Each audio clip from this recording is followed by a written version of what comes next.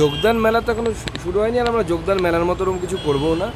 আমরা বেছে বুঝে যারা সমাজের বিশিষ্টজন বা অন্য পার্টি থেকে যারা আসতে চাইবে, তাদের স্বচ্ছ ভাবমূর্তি, তাদেরকে আমরা ভারতীয় জনতা পার্টিতে নেব।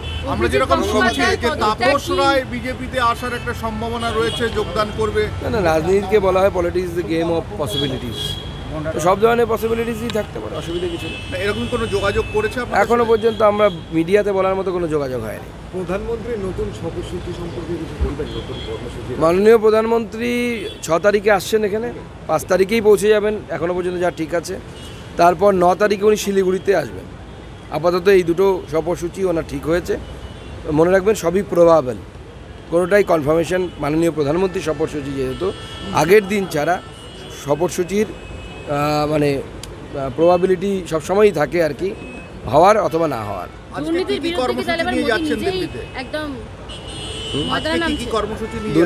আজকে আমাদের কিছু মিটিং টিটিং আছে, সেই মিটিং হবে। না, সে তো বাংলা তো এখন দুর্নীতিতে শিরোমণি গোটা দেশের মধ্যে। চুরির ক্ষেত্রে স্পেশালাইজড, যত ধরনের স্পেশালাইজেশন হয় বাংলাতে সব ধরনের চুরি স্পেশালাইজেশন আছে। তো ভারতবর্ষের প্রধানমন্ত্রী ওয়াকিবহাল প্রধানমন্ত্রী, তিনি তো গোটা রাজ্যের মানে সমস্ত রাজ্যের ইঞ্চির খবর রাখেন।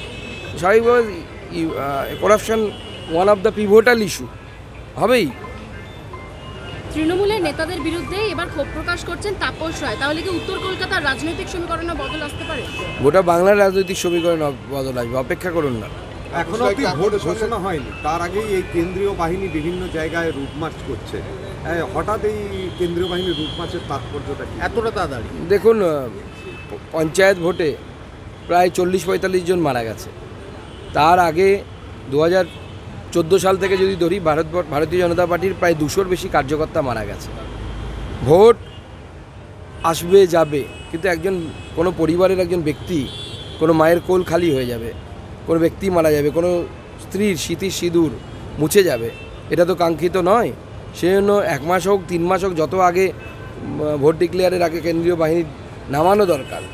নির্বাচন কমিশনের তাই করা উচিত, কারণ নির্বাচন কমিশনের দায়িত্ব ফ্রি অ্যান্ড ফেয়ার পোল করানো, মানুষ যেন নির্ভয়ে ভোট দিতে পারে তার ব্যবস্থা করা।